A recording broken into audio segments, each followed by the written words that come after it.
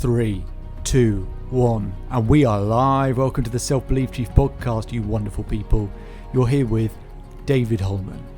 And if you've ever asked the question, am I good enough? Whether it's in your relationships or your performance or your career or in terms of your health, whatever it might be, then you're in the right place. We're not here to hype you up. We're here to give you strategies and techniques to help you transform your life in those areas. Ones that I've shared with the highest performers, from Olympic athletes to business owners. So make sure to hit that subscribe button, share your favorite episodes, and remember, if you change today, today will change your life.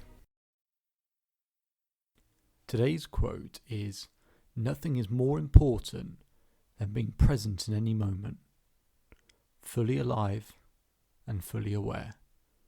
That's a quote from Nat Han.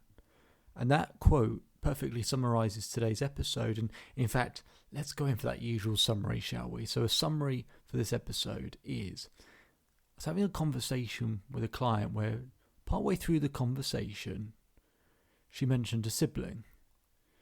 And she'd mentioned a sibling and the relationship in that while she'd been working with me, but also doing her own sort of self-development, self-improvement work, she'd started to reap the rewards and benefits of that, and that she felt those benefits and she wanted to help other people. She started to have insights in terms of how other people, especially her siblings, how she thought they could be doing better, and that she wanted to help them, but was putting pressure on herself that maybe she wasn't doing enough, maybe she wasn't being helpful enough, but also didn't want to cross any lines or boundaries in terms of helping. And this is something that I commonly come across because, of course, in my line of work, you have all these insights, you learn all this stuff, and you see things occasionally and you think, oh, what about this, what about that? But you have to resist the urge and temptation because what do I know? I don't have the answers.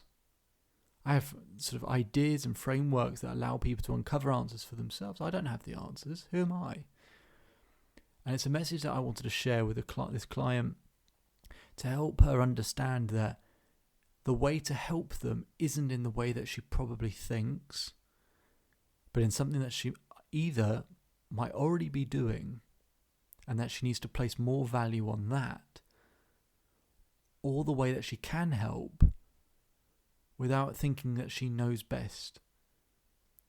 We all can be in that place where we think the way we know things is best, but that's not really how to help people, by forcing our own views or forcing our way of thinking onto other people or trying to get them to go that way. It's helping that person uncover what would work for them. And so that's what I wanted to explore in this conversation. So I hope you enjoy this conversation and understand how you could be providing even more value to other people's lives. Let's get into it. So I guess I'm just thinking of my sisters, and I was like, you'd be so much happier if you spent some time figuring out what you want, what would make you happy. But I can't control that. But it bothers me because I feel like I'm in a good place, and sometimes I feel like they're not. And that, yeah, it's tricky then because I know what could help them, but I can't fix that. Yeah, it's a very good point you made. I've had a number of clients that said similar things over the years. And it's not even necessarily, some cases it's, oh my God, the stuff I'm learning on this course, I wish they knew this. And sometimes it's nothing to do with that. It's just a feeling of, I've got an understanding of what makes me feel good, and I can see other people, and I just really want to be able to do something. Now, and of course, in the job that I do,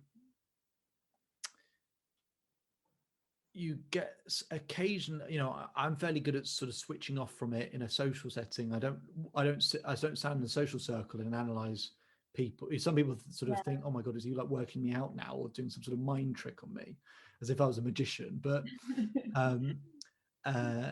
I don't really do any of that stuff. But nonetheless, you see certain things sometimes and you sort of go, oh. But I have a rule for myself, which isn't something that's going to help you. It sort of leads on to a different point.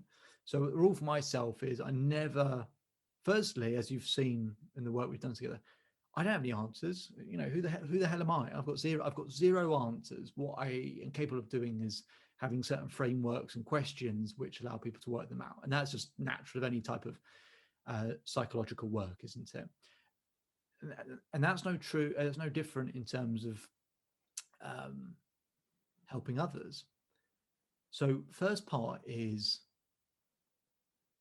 I never help someone unless they ask for it, ever, Yeah. ever. And I have a lot of friends or people who will talk for a long time, sometimes to me, sometimes just at me. Um, and they're sharing lots of stuff, and you sort of think, I kind of get a sense of why they're sharing it. It's because I do XYZ work. But if they don't ask me, I'm not going to help them. And so sometimes people, and that sometimes that's all that person needs is to feel heard and understood. Yeah. And for there's an expression which is people don't buy what you understand; they buy when they feel understood. I promise that in terms of that urge to help other people, Mm. all we're ever really doing in a lot of those cases is we're telling people what we understand. What people really need, including yourself and anyone else, is to feel understood. Yeah, it's a really And good so with your point. sisters, no doubt you do what the most beneficial part, without question, more beneficial than any advice you could give them, is that you give them, which I'm sure you do, which is you give them time and you allow them to feel understood. There is nothing you can do advice wise that is better than that in terms of how they will feel from their That's point. a really good way of looking at it, actually, because what I think they might need is not what they might want or need themselves. So, Absolutely. And so, the second part of it, though, in terms of advice, is not to give advice, but mm, to ask them good questions. As you're learning, and you would have known this stuff already, but just getting in that, it's just, there's one thing knowing this stuff, and then it's the practice and the habit of doing it. It takes mm, time, and that's why the full course I do is 6 months, because some of these things, to really start to have shifted our identity and become habitual, to change the habits of a lifetime, it takes time. It does. But similarly, in terms of how I will ask you a question and you will find good answers, is that nothing is ever intrusive if you ask someone a good question. yeah, You don't have to give them answers because, one, just as I said, I don't have any, like you just pointed out, you don't have any. Really, in the sense of we can give people direction, we can ask people yeah, questions, but you're right. What's to say the way we do things would work for that purpose? The only way it would work, and we'll find this out in maybe about 2 weeks' time when we do this work, is if the only way something can absolutely work in their favor as well, something that we think works for us to express it to someone else and say it will work for you, is if they have the exact same values, and no yeah, no one does. yeah, And so that's why I do the personality yeah, profile and everything else, because I need to know what the world looks like for you. I can tell you all the stuff that works for me, but it's different for you. And even then, the work we do, my brain's working overtime to explore what is it that works for you, because and hopefully with each week what happens is the preparation I do starts to zone in, and even if I get to a point where I understand, I still won't give that to you. I will still just ask you questions and still yeah, get you to work that out for yourself. So I would just say there's 2 points: is there isn't more that you can do. You're probably doing the absolute best thing that they could ever ask for, which is to feel understood, which for any sibling is wonderful. yeah, And then the other part is, if you do have something, just don't offer it as an answer. Just offer it as a question, yeah. and allow them to figure out some answers. It's always better to feel like you've worked out an answer for yourself than someone else gives you an answer and you go, oh, That's, damn it, I wish I knew that. yeah, um, that's really true. So yeah, that's really helpful actually, because sometimes I do feel like not, well, I guess kind of guilty because I feel like I'm doing all this work for myself and I just feel like I'm getting all the rewards for it, which is great. And yeah, I, just because I care about them, I want them to kind of, yeah, make the yeah, most out of life, I guess. yeah. And so it's uh, we and that's what you're saying goes back to certain rules that we create for ourselves, and this is something we'll talk in a couple of weeks' time. Certain rules that we create for ourselves, and so dismantling that sort of thing that you just said, in terms of whether you want to call it pressure we put on ourselves, a certain responsibility. I know this thing. Oh my god! Like I've got to express that somehow because otherwise they're missing something. So with all of those things, we've created certain rules that sort of gear us towards those things. Dismantling some of those and creating some new ones for ourselves really, really helps with that type of stuff. But yeah, I mean, you know, I constantly come across people. I see people, you know, married or whatever else, and I just look at it and go, oh, that, you know, you're in each other's pockets, and is this just you're on each other all the time, but you haven't really looked after yourselves, and there's so much pressure. But it's so easy to do all of this when you're not involved, and that's no different with you and your sisters. If you were in their shoes, for whatever reasons you're referring to, serious or non-serious with them, once you're in their shoes, it is different. And the things that we are working for us in this particular situation don't necessarily ladder up to when they're in those shoes. It's just how it is. But I promise you, you'll be doing a lot more than you maybe think you are, and and I promise you that is good enough for them as well. But yeah, it's an interesting thought. But you know, you might pick up some things along this course and find natural ways to introduce them as questions or whatever. But anyway, or in anything else that you study. And of course, because of the work that you do in psychology, you understand how the mind works. So like you, I get that real buzz for it, but I get this real urge of going, oh, there's so, like, I've learned this stuff for a decade, like, and you haven't done any of this learning. Like, it's like your brain explodes because you sort of go, I know there's so much about the human mind to the point I'm a complete nerd about it, and yet you've done no work on this at all.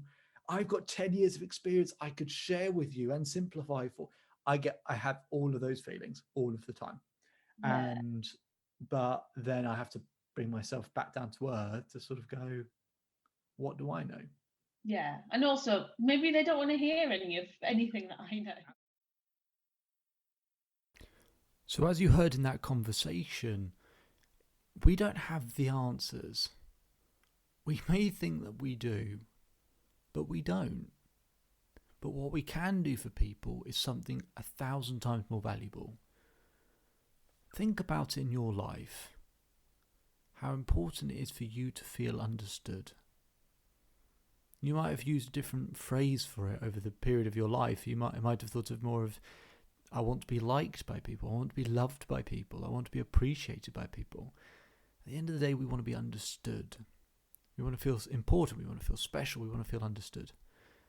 And that's something we can give people, that they feel understood, and that we're willing to give them the time to do so, to for them to feel that feeling. And when it comes to family, sometimes we're just too close to quote unquote help, in the sense of give advice or give an opinion. It just raises the temperature too quickly, and we take the relationships for granted. That's why people sometimes seek that sort of seek me out in terms of that neutral position, because it's easier to hear from someone that they're not so familiar with in terms of a family or a friend. And so help people feel understood. But in any context, family, business, intimate relationships, whatever it might be, any dynamic, if the other person feels like you understand them, it's amazing how rare that actually is, that people feel understood by someone. I mean, truly understood. Like, you understand why they are like they are. You understand their feelings and their emotions and the logic and the way that they think and feel. Sometimes it's just understanding that something is important to them. Not understanding why or the logic of it. It might make no sense to you whatsoever. But just understanding that it is important. And that we don't sort of criticize it, and we don't, abuse it or attack it. We just understand that it is important. And that's really important. But then the other part, in terms of those asking questions, if you want intelligent answers for your life, ask intelligent questions. A lot of us can get round, and people get stuck in their life of saying, why am I not good enough? Why can't I do this? Why is this not working out? Why is it taking so long? Why are they being like this? And if you try and force an answer on them, then a lot of people just won't accept it or take it, or they'll put the wall up. But if you help that person, if you ask them a different question, they won't know what's going on. But ask them a good question, intelligent question. they'll figure out the answers. Give them a lot more credit. They're smart. They're intelligent. They're brave. They want to do well. They want to help people. They want to be considerate. Sometimes we just get stuck in those phases and thought patterns, but a great way to change that thought pattern is change the question.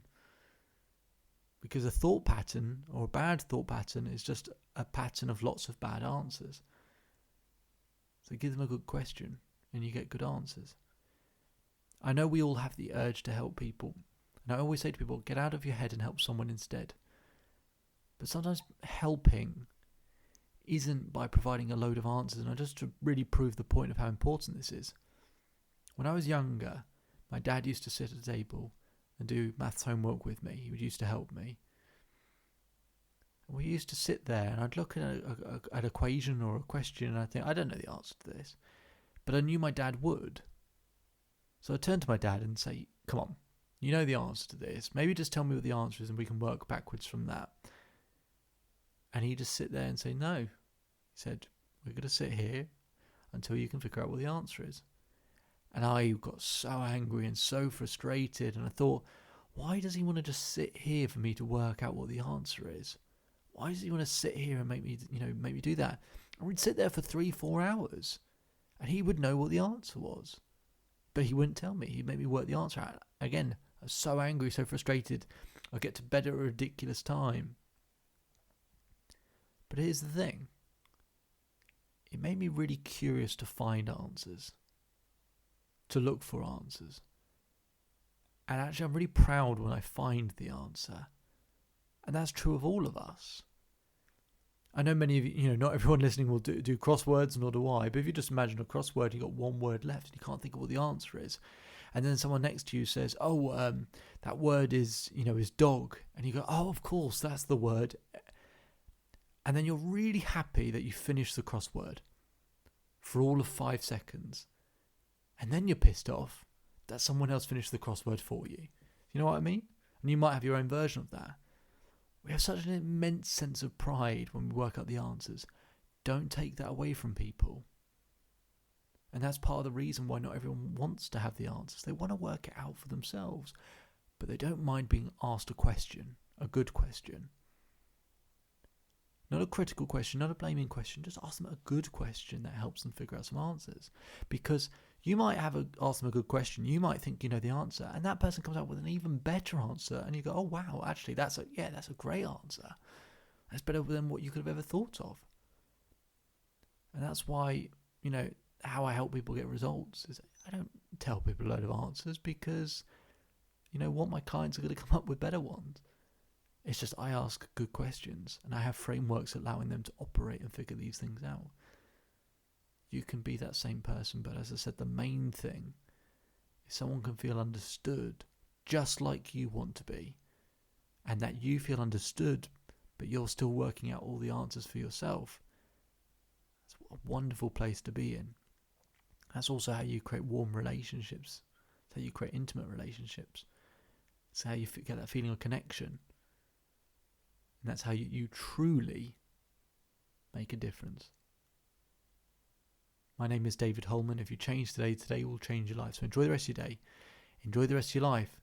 And I'll see you on the next episode. If you enjoyed this episode and are enjoying the podcast, make sure to subscribe to keep up to date with the latest episodes. And if you would like a free copy of my book, very simple.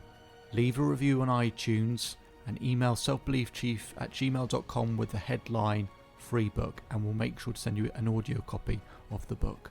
Otherwise, we'll speak to you next time.